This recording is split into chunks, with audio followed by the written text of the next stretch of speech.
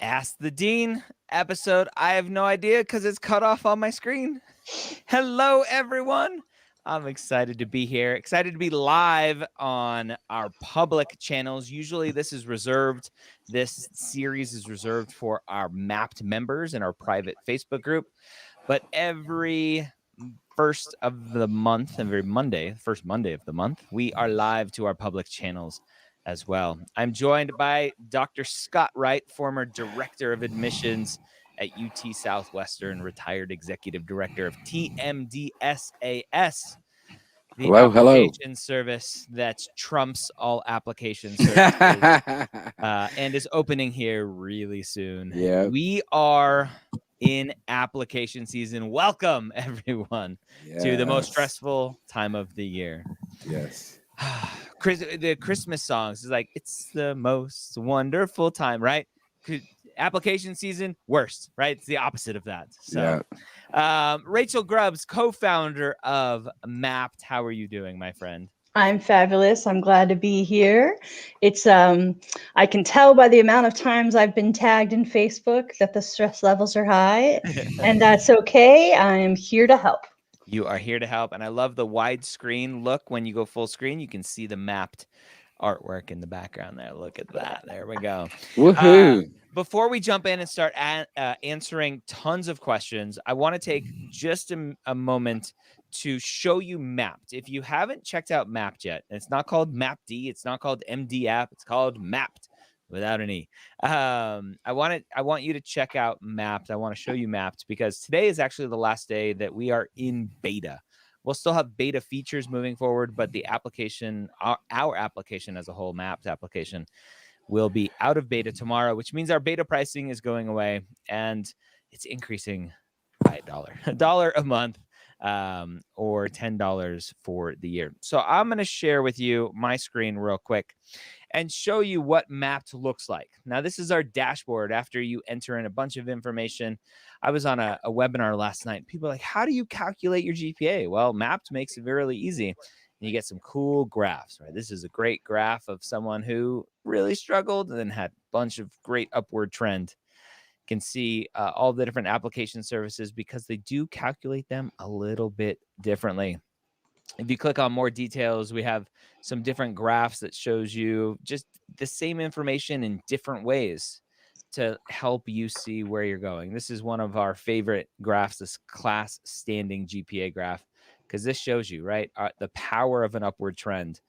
You start off not so great, and then you improve. And that 3.23 doesn't look super solid, but when you actually see the story behind those numbers, it tells a much better story.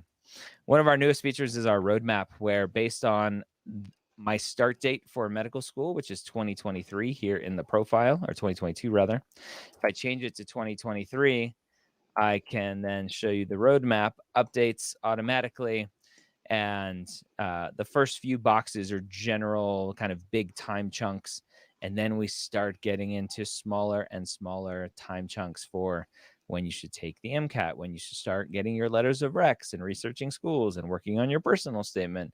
And oh, my primary applications, all the way down to your white coat. One of the best things is we have over 4 million data points of courses here in our database. And this new thing you can see is this specific feature is in beta. And what this is when you enter let's say a physics course, you search for physics, and let's find physical chemistry laboratory. Let's try that. It's going to match chemistry because chemistry is the last word. I figured that out the other day, Rachel. If it has a couple different keywords, although physics wasn't in there, chemistry was. If it said physics and chemistry, I think it matches that last word. But anyway, you can see it automatically checked, fulfills prereq for chemistry, and it automatically checked the science boxes there for all 3 application services. If I did calculus, you'll see here it would mark math for prereq.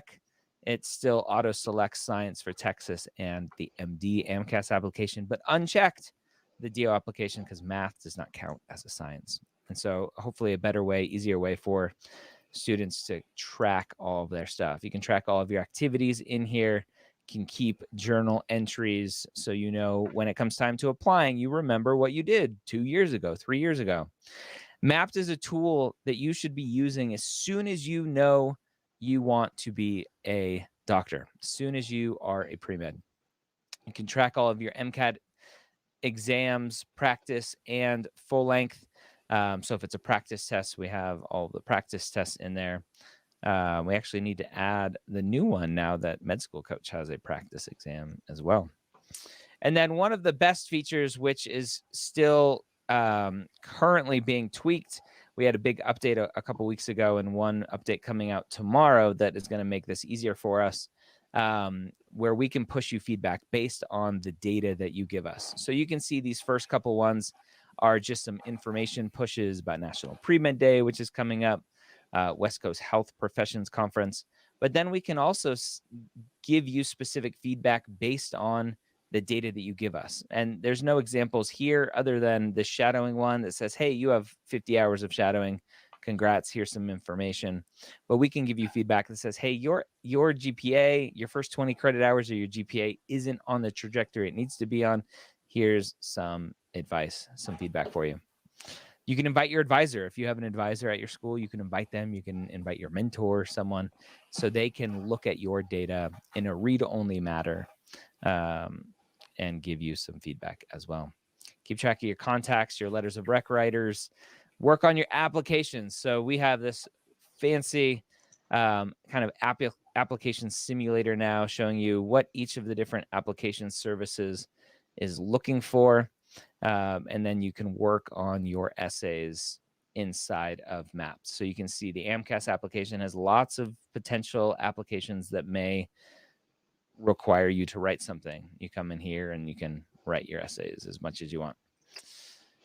And you can build your school list. So this is just the beginning. We have a lot more coming to Mapped, but this is what I wanted to show you. Again, it's $6.99 right now. If you go to mapped.com, you can log in, try it for free, and it's a free 14-day trial, and you get it for $6.99 a month right now. That's all I got. Nice. Thank you for that thorough tour. All right. Well, we have got a lot of questions in the comments, so let's jump in with what is on the pre-med consciousness. Hi, my spring transcript last class of postbac isn't being released until mid-May. Can I send in my transcript without the last class, or should I wait? Wait. Yep. Wait, that's easy. Won't hurt you. What are your thoughts on applying to 40-plus medical schools? Will it increase my chances of getting in and getting a better scholarship? So the chances of getting a scholarship at all nothing to do. is slim to none. It has nothing to do with the number of schools that you apply to. It's all based on who you are. So I don't know the answer to this. Someone tried to say that mathematical statistics is you multiply the probability of each thing happening if they're independent things, and that gives you your chances of getting into medical school. So technically, the more schools you apply to, the better your chances. And I just call hogwash on that, right? I agree. Each school that you apply to is an independent thing that has nothing to do with any other school. So, yeah. Anyway, I agree. On and on. Yeah, I agree with that. And I don't know that there's any correlation between the number of schools you apply to, because some people apply to one school and they get in, or 3 schools and they get in, or whatever. And so, so I don't think that has anything to do with it. Yeah. I mean, there's no harm. It's time and money. Those are the two things that that are the biggest pain for applying to a lot of schools. Time to do secondaries and lots of money. Yep. Yeah. All right. Do you think undergrad university plays a large role in admissions? Does coming from a less prestigious state school hurt my chances when I'm in the same pool of applicants from prestigious schools? This is the common, is the grass greener on the other side? Because I didn't go to Harvard and I went to UMass, is that going to hurt me? Yeah. I mean, honestly, I think medical schools try to evaluate where a student's coming from, not only the school, but also the major, the courses within the major that they've taken. All of those have an impact on the rigor of their curriculum. But all in all, I don't think that medical schools look at different schools, at undergraduate schools in a way that's going to affect how they are going to evaluate them necessarily. So, for example, when I was at UT Southwestern Med School, we had a class of just over 200, and sometimes we had up to 75 or even 85 different undergraduate institutions amongst those 200 students. So we had kids coming from very well-known high-end institutions, Ivy League stuff. We had students coming from regional state universities. We had students coming from tiny little liberal arts colleges. You name it, they were coming from those schools and they got in. So who you are, not the name on your diploma. That's correct. Yeah. Very minimal impact, if at all. Yep. All right. Should I state my sex/gender identity or sexual orientation/ethnicity on AMCAS? What about parental income? How would a decline to state be viewed? Interesting question. So I see this sometimes during my application renovations of students who decline to answer the question. I don't know if, Scott, does TMDSAS let you decline to answer those questions? Yes. Yeah. And what is the impact of declining to state? I don't think there's much of an impact in declining. I just think that, some students want to just not declare for whatever reason they don't want to declare. And so I don't think it negatively impacts an application, nor does it positively. I think it's a no. Yeah. So flat. My general understanding of those questions, and you can correct me if I'm wrong for TMDSAS, but my general kind of assumption of those questions is that they are more research based. They're just to go into a database so somebody can have some data points later on if they want to research that kind of stuff. Yeah, and there are certain state and federal reporting requirements on ethnicity and gender and certain things that we do have, that the state schools especially have to report on to the state. Yeah. So it affects those, but that's aggregate stuff, and so So I don't think it would be viewed poorly if this student declined to answer those questions. Kansas my pie. What a great username. Yep. All right. I don't know if Kansas is a verb there. Like, I don't know what you're doing to your pie if you can't. I know, right? Joe V says, how much do adcoms, in your experience, take into account the timeline of ECs with GPA trends? For example, I officially quit a full-time job in 2017. At the same time, there is a spike in ECs and GPA. Okay, so they quit a job and they did more ECs and their GPA went up.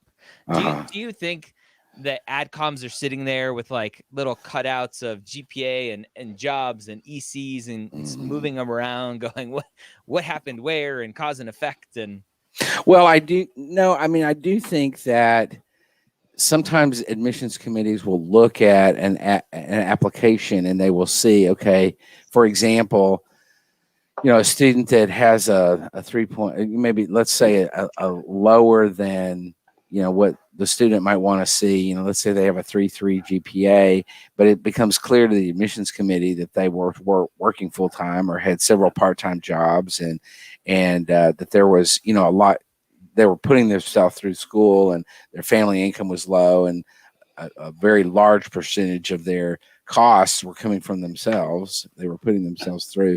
Or another example is if they were a varsity athlete and, a lot of time commitment to that, but it's got good benefits in terms of team building and leadership skills and discipline and stuff like that. So I think adcoms will look at those and try to evaluate them within the context of everything else that the student is doing.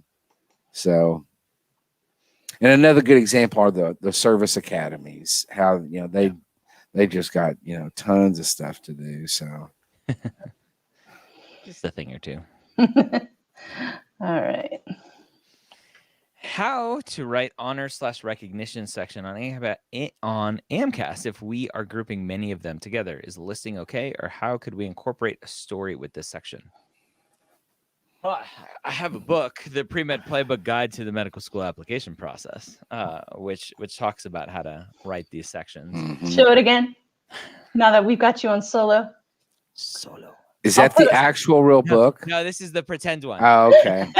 my real book has shipped though, so I should potentially have it for next Ask the Dean. Okay, good. They're finally printing.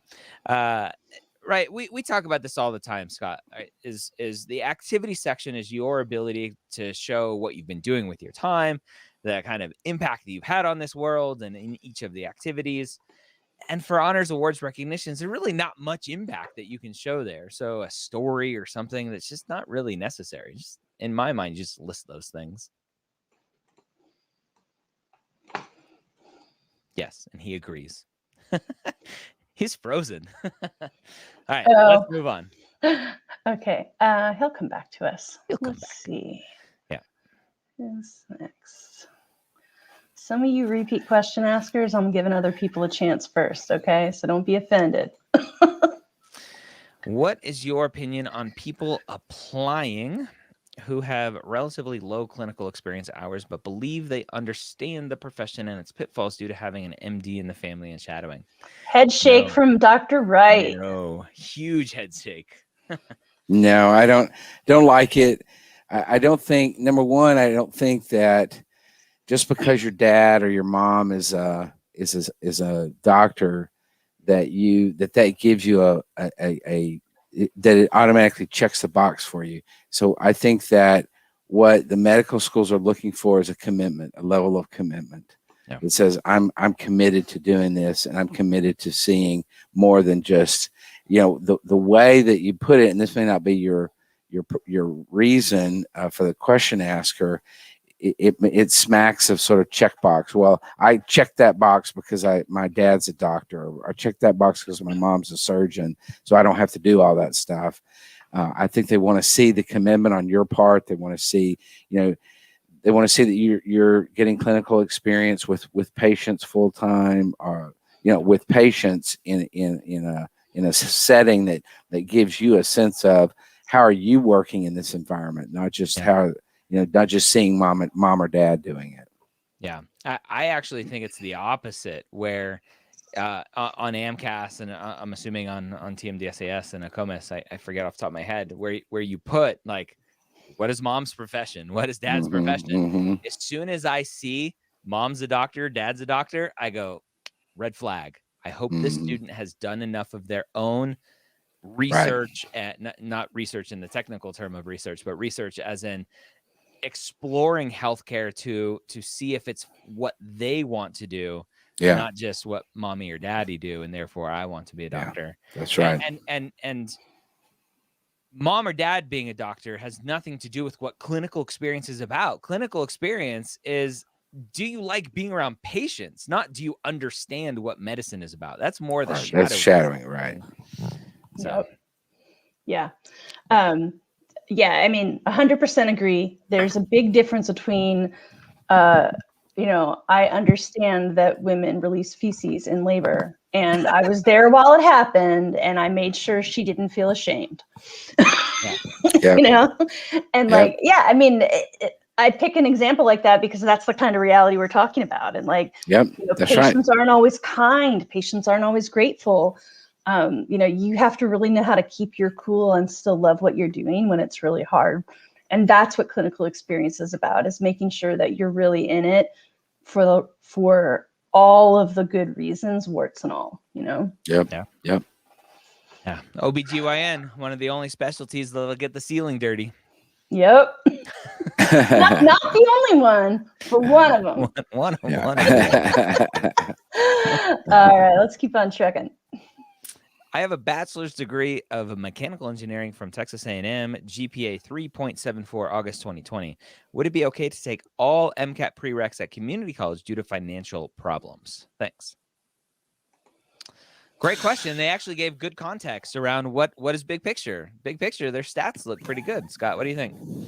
I think they could get most of the prereqs at community college. Biochemistry is a prereq for some schools, particularly TMDSAS, that community colleges are not going to offer, as it's an upper level course. So you may have to pick biochem up at a 4-year institution, but I don't see a problem with that. I mean, I think if you're clear with your interviewers, for example, and if a question came up and you said, hey, financially, I just had to do it this way. And so, yeah. By the way, 3.74 in an engineering major. I mean, that's no joke. Yeah, that's tough. Good job. Texas A&M, though. I mean, it's no Florida. It's the only Texas school I can rag on because they're SEC. Oh, you lost eye contact from Scott. That's how bad this is. All right, let's go. Move on. I'm just going to stare out the window from now on. Oh, wait, it's a TMDSAS. We need you. I will be applying TMDSAS this cycle. Can I change my letters of rec after I submit my application? I might switch out one of my LORs for my extracurriculars. Yeah, you can do that. Yep. So just a clarification. So on all the application services, LORs are something you can change after. Mm-hmm. There's one special thing about AMCAS that I typically talk about, where AMCAS lets you pick and choose which schools get which letters, but TMDSAS, as far as I know, and ACOMAS do not. Everything, every school. Mm-hmm. That's right. Okay. That is correct. How does medical admissions look at hard undergraduate classes like physical chemistry? Isn't that just like Gen Chem? Physical? No, P-Chem is a little different. P-Chem's, that's upper level chemistry. Yeah. I mean, I guess the more general question is like, how do they look at your course load and, do they care? Well, I mean, I think so for example, if you made a D in physical chemistry, that would be a problem. I mean, you can't just use the excuse, well, it was hard. It was hard. Yeah. So, what do you think med school is going to be? Yeah, I mean, that's exactly the point, is that, med school is going to be 10 times harder than anything you're doing in undergrad. So I think that, you just have to, they will look at that, but I think that they're not going to give a whole lot of wiggle room if you don't do well in the class, or if you fail God forbid you fail the class. And all right. Green soccer. Is phlebotomy a high quality clinical experience? So the question first is, what is a high quality clinical experience, Scott? In your mind, in adcom world, what is a high quality clinical experience? High touch, high patient contact touch. Yeah. So, any patient contact job, whether it's a CNA or whether it's some scribes can do elements of that. Better example is a MA, is a medical assistant, pretty high touch. Yeah. So, but phlebotomy, I think can be pretty high touch. I mean, you're dealing directly with the patients, you're sticking them with needles. And so hopefully just not randomly, but like in their veins. But one would assume, and it's always been that way with me when I get blood taken or whatever, that they're talking to you, they're trying to be nice and happy and friendly and keep your mind off of what they're actually doing to you and things like that. So sure, I'd say and really at the end of the day, the biggest thing in my mind that makes it high quality, I think was the term used, is what was the so what behind it, right? That we talk about all the time. How do you talk about it in your activity section to show the impact that it had on you or the impact that you had on it? Exactly. You got that spot on. I'm learning from you, Scott. I'm learning. I mean, it's taken me a while. I'm proud of you. Reapplicant. Should I ask new people for LORs or my previous writers to update theirs? The old writers knew me very well. 3 out of 5 were most meaningful experienced supervisors and were elated to write me a LOR. Yeah, I think you can use the same letter writers, just have them update, or you could get, you can mix and match. You have 3 of the same from last year and then 2 new ones, or whatever, mix and match, but don't use old letters. That's the key. Have them update the letter, and then but you can use the same letter, the same writers. Yep. Love it. Rachel asks, I'm a non-trad with post-bac upward trend, but my last course was a B- in physics due to medical issues. Should I convert to a pass for my upward trend to keep my upward trend, or keep the B- and explain it?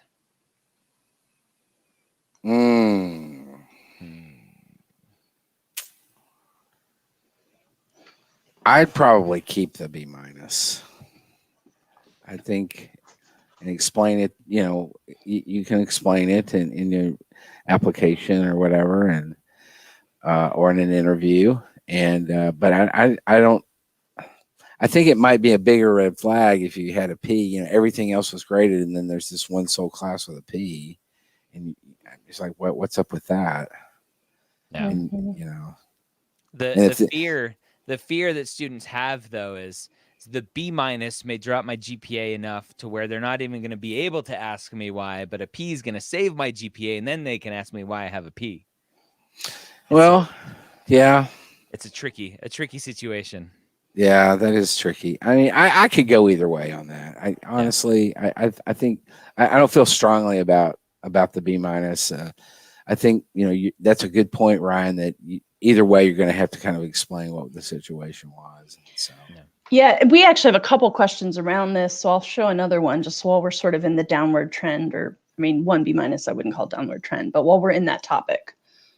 Does a slight downward GPA trend matter if your stats are strong overall? For example, if you have a 3.7 plus science GPA, is a recent semester under 3.5 concerning?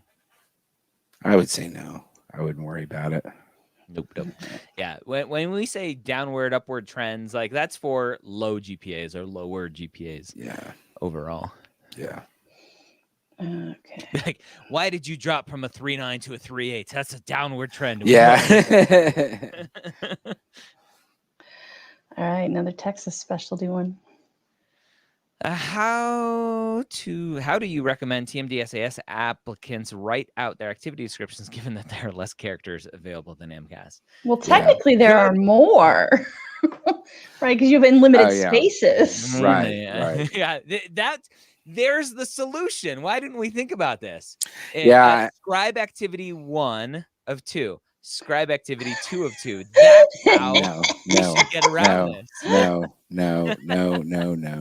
Don't take my joke seriously, guys. Let Scott tell us the thing. So just Scott, before you answer your thoughts, AMCAS 700 characters, ACOMAS 600 characters, TMDSAS 300 characters. Yep. I'm gonna actually try to talk them into increasing that next year, because it's a little ridiculous to have it that short. But basically what you have to do is you just have to very quickly say, this is what I did. And I mean, you really don't even have time to tell a story. It's so few characters.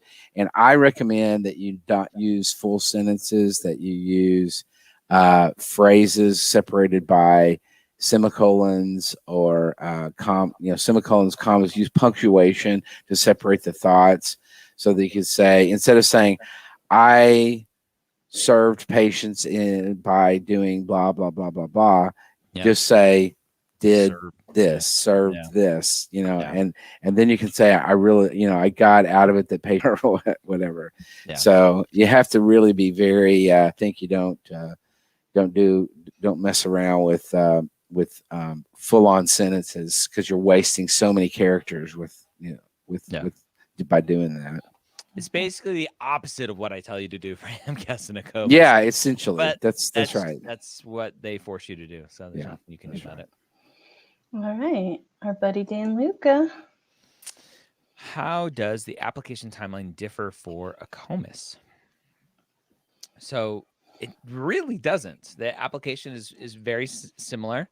AMCAS opened today, May 3rd. ACOMAS opens tomorrow, May 4th. The biggest difference is you don't have to wait to submit until May 27th to submit a COMIS. You can submit it as soon as it's ready, which was the same as TMDSAS, but TMDSAS changed this year to have a slight delay for submission.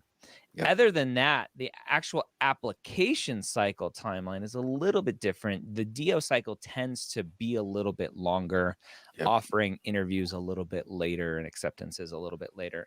My guess for that, if I were just taking a wild guess on why they do that, I think they hold some interviews for students who applied only to MD schools first, didn't get any sort of traction interview wise, and decided to put in a late application to DO schools. But that's my hypothesis.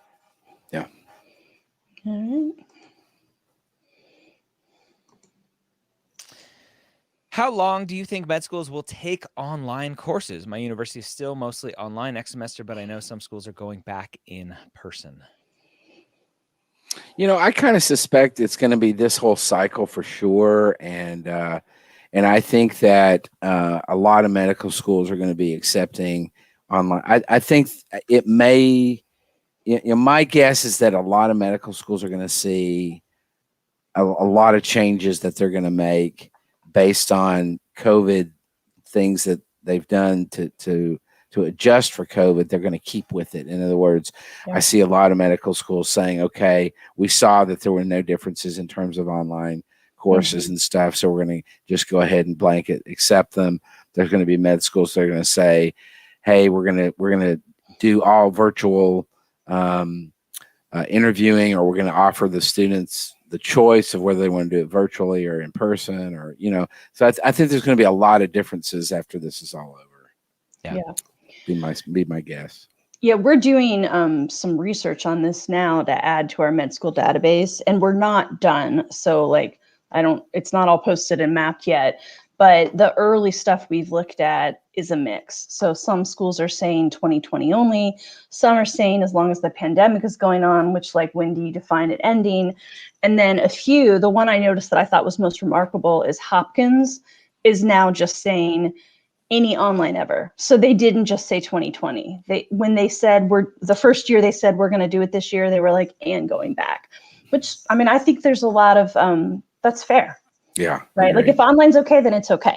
Yeah. So the short answer is it varies. You need to research. Yeah. Sorry. The silver lining from the pandemic is that it's forcing admissions committees to reevaluate things and really ask themselves the questions. Why are we requiring what we require? Why do we ask students to do the things we ask them to do?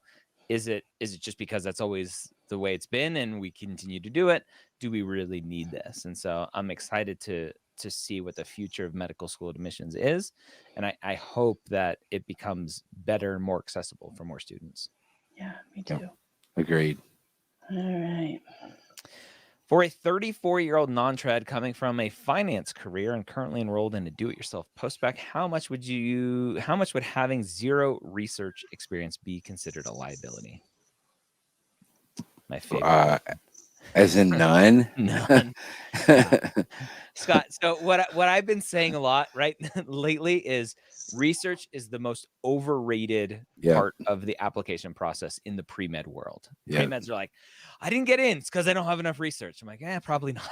Probably not. Yeah. Even schools, I had a conversation with UCSF. It was a couple of years ago now. They're like, the biggest thing that we want students to know is that even though we're a big, heavy research institution, that's not the only thing we look for in an application. We don't look for students who have a bunch of research. Yeah. So, yeah, I agree.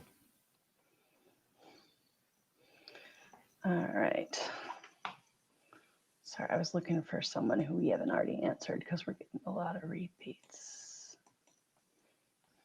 Do colleges see that I took 18 plus hours every semester in undergrad, kept it a 4.0, participated in rigorous research, and then I'm graduating a semester early?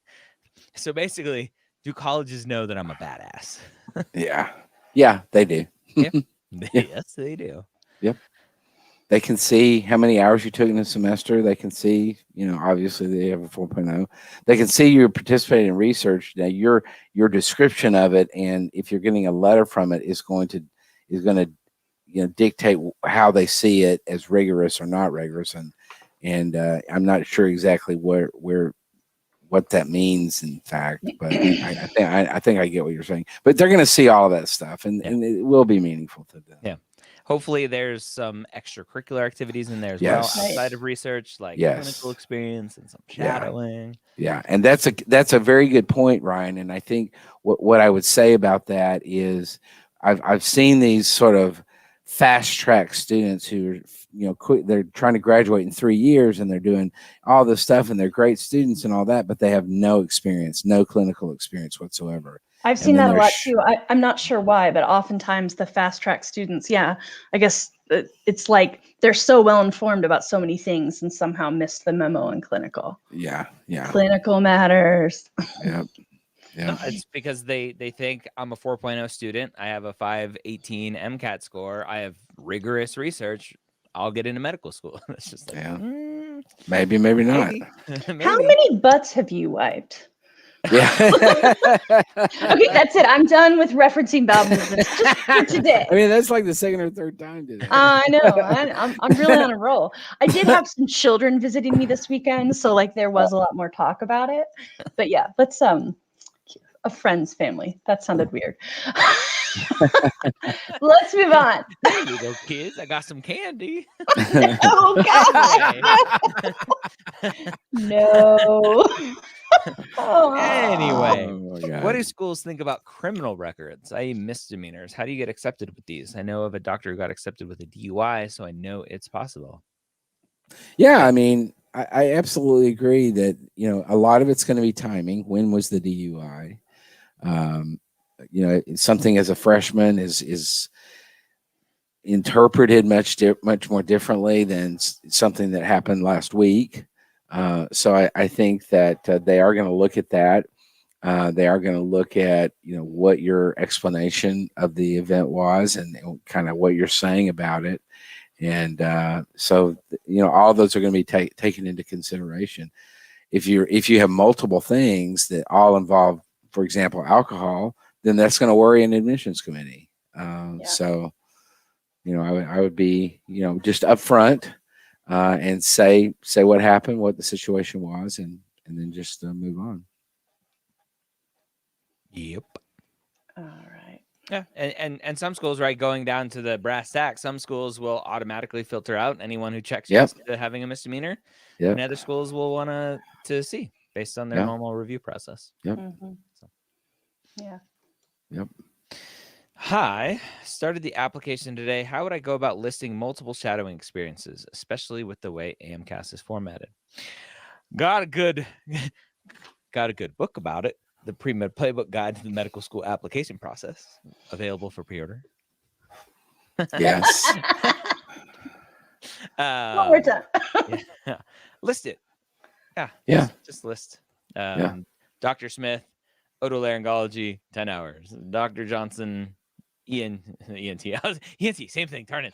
Gastroenterology, 20 hours, right? Just lists and give general time frame. And then for the contact information for the box, either the most recent person typically, or maybe the person you have the best relationship with. There's no science behind that. 99.9% chance that anyone will get called on that list. Right. My GPA was a 2.7 overall in undergrad due to 2 new developed illnesses and hurricanes. I now have maintained a 4.0 in a specialized graduate program. Can the higher GPA help me get into medical school? Yeah. Yep. That's what it's for. Yep. Yep. Absolutely. MCAT said it takes 25 days to process transcripts. Is there a place to check if the time gets shorter, please? No. MCAT is horrible. No. Also, it's not going to get shorter. It's going to get longer. Yeah. It's going to become 30 days and then 35 and then 40 and then 45. Yeah, I think somewhere in the handbook, I was just rereading it. It said we expect in peak season it to be 8 weeks. Yeah. So the later you apply, the longer it's going to take to get yourself verified. Yeah. I mean, she specifically asked about transcripts, but yeah, the whole thing's long. All right. And that's why we tell you to apply early, because you're just basically getting in line to have this whole verification process done. Yeah. The later you apply, the more people are in line, the longer it takes for your application to get sent to the school. Yeah, and it's a cluster. Yeah. But TMDSAS, on the other hand, they got their stuff in order. Yeah, they do. That delay isn't there. Nope. ACOMAS too, right? They're pretty quick. ACOMAS verification process is super quick. So ACOMAS is similar to MCAS, where they verify before the schools can pull down the information. But ACOMAS, even in peak season, is like a week or less. Yeah. But TMDSAS is a little bit different because they don't do the verification process on the front end, which I think is pretty smart, because it's basically like searching for a needle in a haystack when literally the haystack there's nothing wrong with. Just send them to the schools and then do all the search afterwards. Yeah, that's what TMD that's what Texas does, and it makes so much sense. And then the schools, if they interviewed somebody and there's something wrong with their transcript, or they entered stuff incorrectly or clearly lied or something like that, then they just pull them out of the mix. Yeah. But you're right. Needle in the haystack is a very good metaphor there. So rare. It's not worth the delay. No, it's not. All right. Let's hear from Josh Premed. I wonder if that's his last name. It's pronounced Premed. But what happens when he's Dr. Premed? Oh no, I don't want him a doctor who's a pre-med. Anyway, should a story used in a personal statement about why medicine that was during one of your activities also be one of the activities chosen as most meaningful? This is a very common question we've been getting a lot lately, is how does personal statement activities relate to activities, and does it have to be a most meaningful if I mention it here? And what if I don't have a letter of recommendation from something I mentioned in my personal statement? It's just like, wow, you guys are thinking way too hard about it. Way overthinking it. Way overthinking it. Yeah. The admissions committee is not going to get that granular with it, and they're not going to say, "Wait a minute." That's just not gonna happen. So Josh, don't overthink it. Just do what you think is best, and do what you think is right and for you, and you'll be. Yeah, and remember, it's two separate things. One is, at least my take on the personal statement, is why do you want to be a doctor? Yep. And the things that you're talking about in your personal statement are going to be most meaningful to your journey to be a doctor. Why you're continued to chase this dream. Most meaningful for AMCAS, I don't know the specific language that TMDSAS has for most meaningful, but let's say it's similar to AMCAS. Most meaningful for AMCAS doesn't mention most meaningful to your journey to be a doctor. It's just most meaningful to you as a person, as a human being in your life. You could have a hobby as a most meaningful experience. You could have a dancing ballet as a most meaningful experience, right? Things that just aren't related to medicine as most meaningful, because that is most meaningful to you as a human being. Yep. Now, I will say, I will add to that I think if you're choosing three most meaningful situations, I would hope that one of the three has something to do with medicine, because that sends a signal to the admissions committee that, okay, what you've done in medicine, whether it's a clinical activity or whatever, is impactful to you. And that's why one of the reasons why you're going into this health, this profession, is because it's impactful. I've seen applicants before where every one of the most meaningful ones had nothing to do with anything. It was like one of them was a hobby, and one of them was, they were just all very random, and so I would say, think long and hard about what you consider to be meaningful and why you consider it to be meaningful. Choose what you want to choose, but I do think that for your own sake, in terms of your own thinking about things, hopefully what is meaningful to you is what you're wanting to do in life. Hope that makes sense.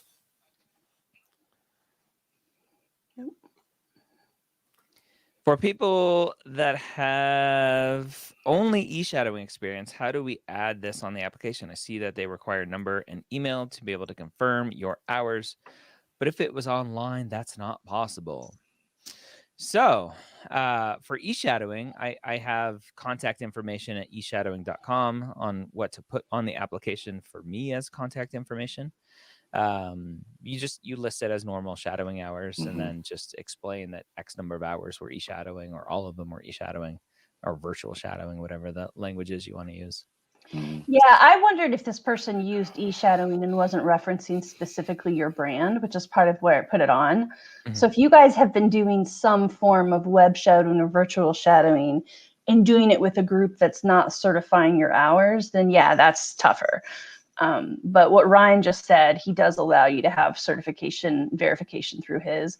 And I know at least some of them do. Like I've talked to the web shadowing folks, and I know they just posted something about doing their spring verification letters. So at least some of the e-shadowing or virtual shadowing opportunities are giving you a chance to count them.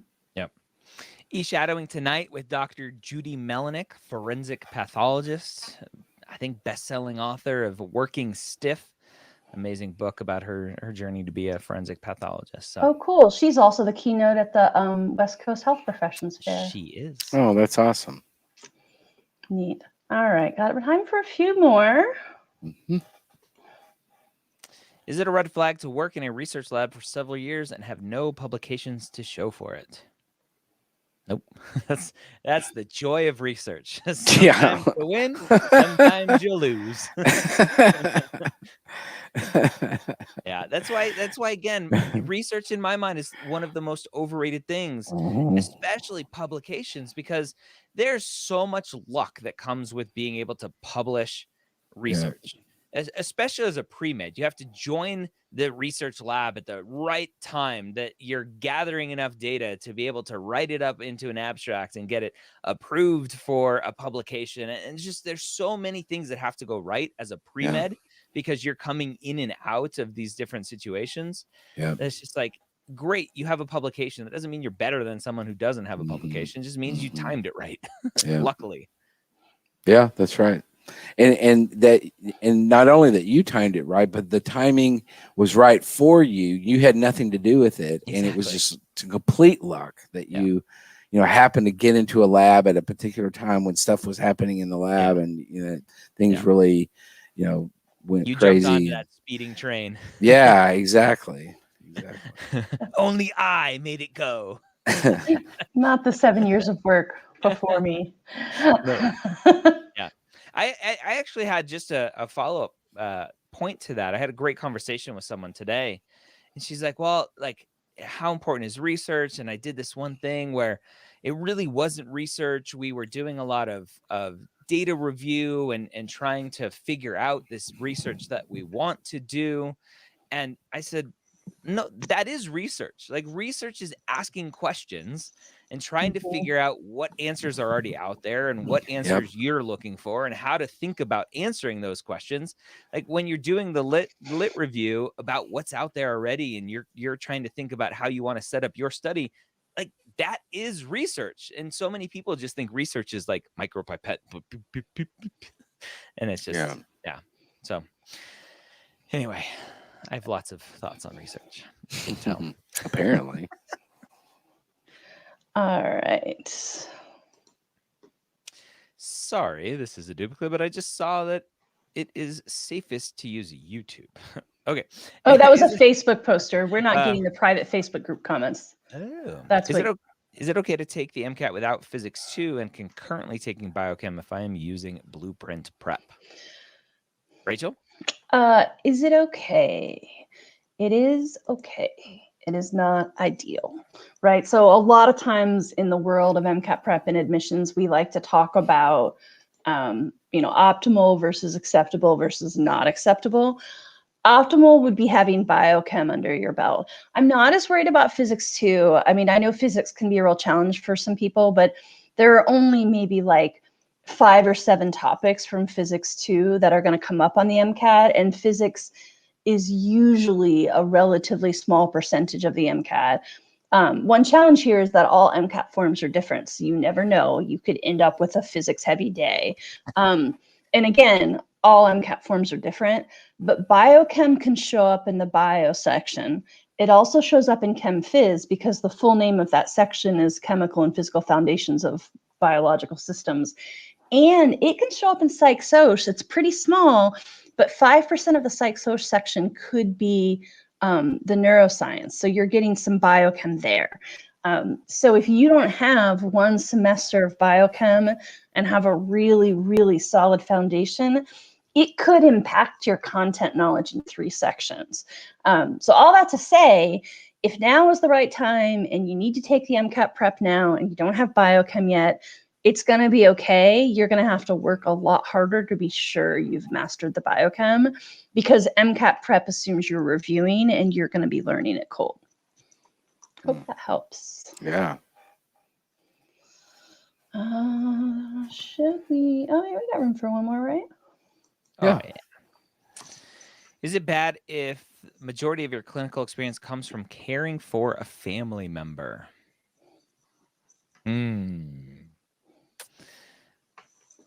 My answer is yes. Yeah, I would say I agree with that. I think that if the majority of it, because caring for a family member is very different than caring from a random person. Yeah. And I think, you need to recognize that there are biases built into family members, both positive and negative. And that's not what you're going to find when you are caring for patients in the real world. And so I would say, yeah, you need to get some experience with in other areas. Yeah. Does that mean a student who has, let's say, 500 hours of caring for a family member, just because those hours add up quickly, potentially, does that mean they should wait to apply to medical school until they have more than 500 hours caring for that family member? Or should they just get a good chunk of hours outside of that? Yeah, I agree with that, what you just said, Ryan. I would say in the process of doing that, and recognize that this is a weakness of your application, and really work on that, and pointedly work on that, intentionally work on that particular area of your application. Yeah. And recognize if you're in the midst of the application cycle, that if you had to reapply, that may have been one of the chief reasons why you might have to reapply, and that during your application year, you want to be working on expanding that clinical activities, those lists of clinical activities, so that in that next application year, you're in a much better position. Yeah. If it became necessary. Yeah. Yeah. So potentially still the majority of hours, but at least they are working on other experiences. Yeah, maybe you're working on what you're working on is the percentage Yeah. of the hours. You're making the percentage of the hours that were for the family member smaller as you go along and pull in more other activities. Yep. Yep.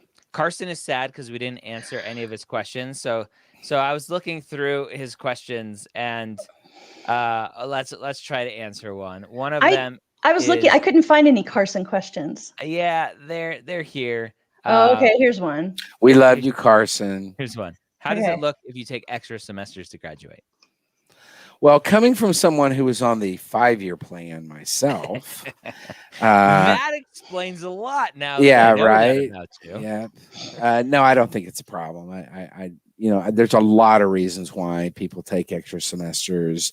Yep. They're working, or there's an interruption of some type because of illness or family. Majoring double majoring. There could be a lot of reasons for that. And so I don't think that, again, I don't think that medical schools are looking that granularly at an application and saying, well, this person took an extra 3 semesters and I'm wondering why. And so, yeah, I wouldn't worry about it. I wouldn't. So for all of you who asked questions that we didn't get to, that doesn't mean that they weren't important or anything else. Just means we picked the questions that we picked and we didn't pick yours. But we do have a lot of content. The Ask the Dean that we're doing live today, we have 30 or 40 of them actually published on YouTube already. Those are mostly the private ones that we do for our Mapped members. So go listen, go watch.